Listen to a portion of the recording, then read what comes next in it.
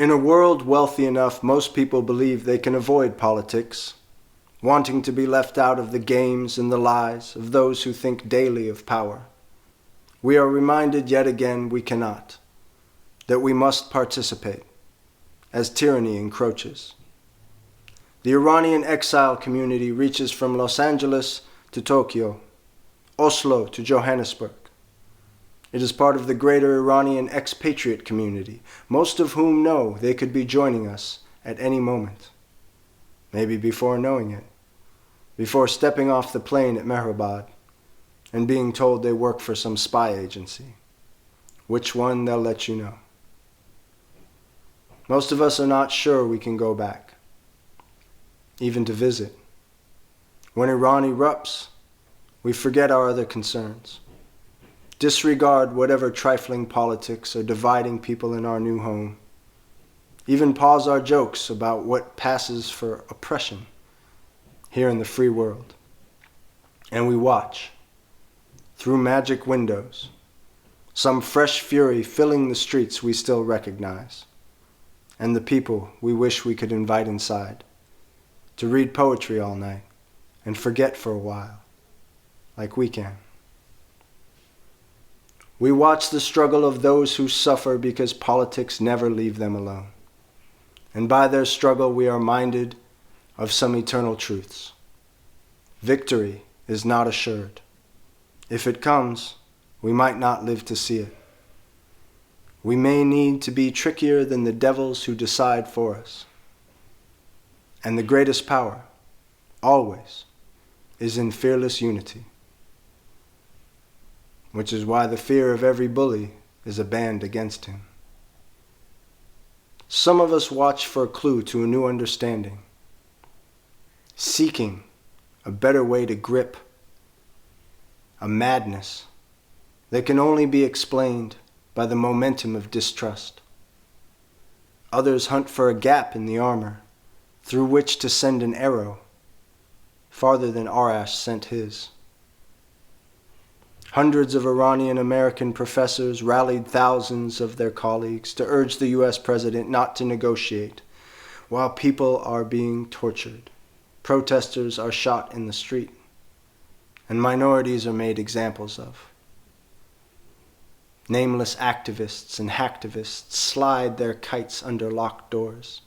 Rights groups secure their sources and report the corrected numbers. The second generation watches in wonder and asks the first why.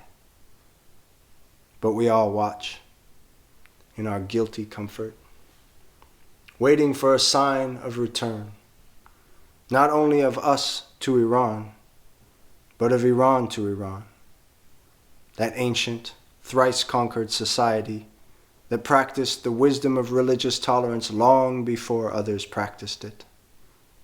We have the oldest known history of liberation of the oppressed, whether the enemies of Iran like it, whether their ridiculous, poisoned tales dishonor its legacy and their own. Scriptures retain the truth. Ours was a free land, even to those it conquered and included.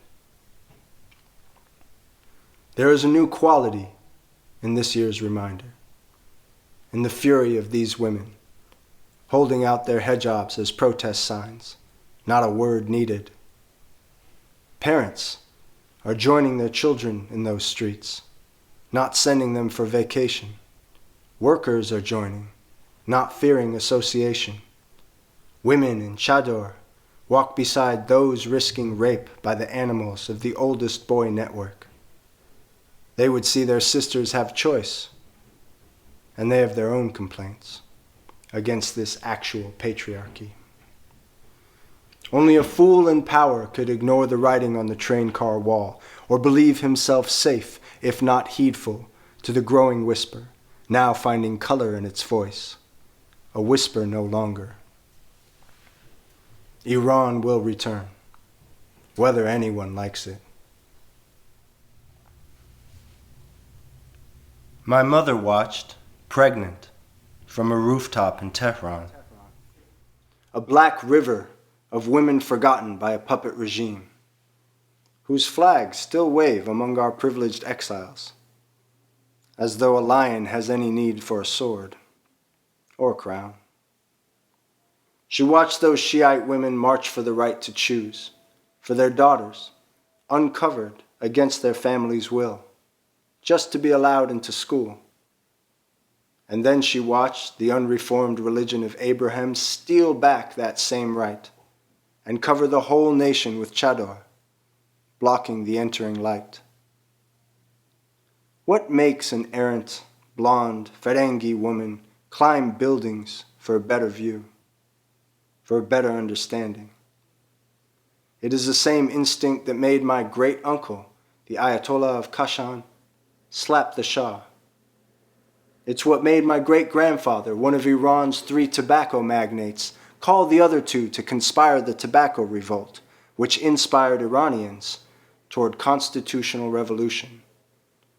It's what convinced my fugitive uncle to leave the Iranian American Communist Party, formed here in Berkeley, California, sneak back into Iran, and strategize a takeover of a town in the north. And you already know about my father. Justice, a vision of which I'll share with you this Yalda. Not one that came to me suddenly during any prayer, nor woke me from any dream. It is a steady, unchanging vision of what waits at the end of a sequence of events that are now inevitable. The demands of women will span the Islamic countries. It will take the rest of this decade and become impossible to quiet. Men will join their revolt, adding their own grievances, as they have in Iran. The taboos of Islam will be violated publicly, demanding the religion choose sides. It will become clear to the clerics of the community and the clerics of the hierarchy both that the Ummah must enter the age of individual rights and personal sovereignty, or Islam will lose its influence as a great religion, unable to adapt to what is true for humanity now. Then they'll realize that if this new blooming of rights and sovereignty is repressed in the Maghreb, it will flower around the Persian Gulf. And if it is the Shia who resist change, it is the Sunni who will lead. And if they are both slow to wake, though wake soon they must, the Reformation will begin in the West, whether anyone likes it. Already the children of Arabia use the space here to experiment with new expressions of their faith. They meet in their hookah bars and share their fashions and their ideas and henna. And they discuss what the Prophet would want for the new millennium. He was an animal rights activist and a feminist in his own time. And they know it. They are trading the calf for the book, the confession booth for the conversation over café. Devout scholars and mystics will join, bringing forth insights they have kept from reaching their tongue. They'll cry from the minarets complaints they had once thought unutterable, as soon as they see the faith is fraying and the race is on. By the solidarity begun by women in the Islamic world, rising above the crumbling walls that divide East and West, Arab and Persian, soon to become a relentless pressure. By the threat of mass renunciation, a fire relit sooner and sooner again by the ever-burning embers of youth who would choose atheism and prefer it to endless indignity, disrespect, and distrust. And by the resulting competition between the two great branches, to claim this reformation, shall these clerics be compelled, as though their jobs depended on it. Islam will leave the Bedouins and fundamentalists to keep their ways lingering as long as those like. No force will be compelling anyone this time. The reactionaries will remain in their self-important posts, preaching desperate, impotent hate, stabbing the innocent to prove their juvenile righteousness. Most clerics will condemn this violence in a roaring wave this time. They'll touch hands with Yehudi and Yazidi and leave the Wahhab behind. You don't even know yet all you've started, brave lionesses. Your brothers bow to your courage, falling silent on foreign fields as the world watches, reminding everyone where true power awaits. This year, the crescent moon gives way to the birth of the sun, and the world is not just watching anymore.